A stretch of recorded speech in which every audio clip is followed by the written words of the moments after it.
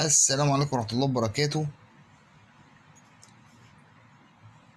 ده اللي هنتكلم عليه النهاردة: هزيمة مصر من تونس امبارح.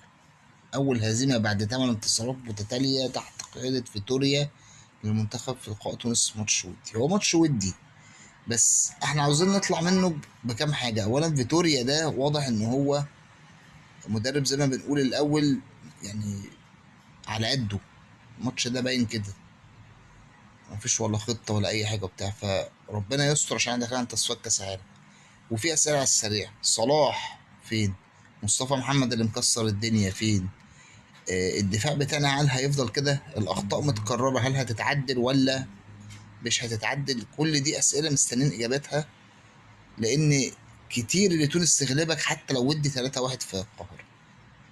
بس كده وشكرا. وانا بحب محمد صلاح، والنقد ده عشان مصلحته ومصلحه المنتخب.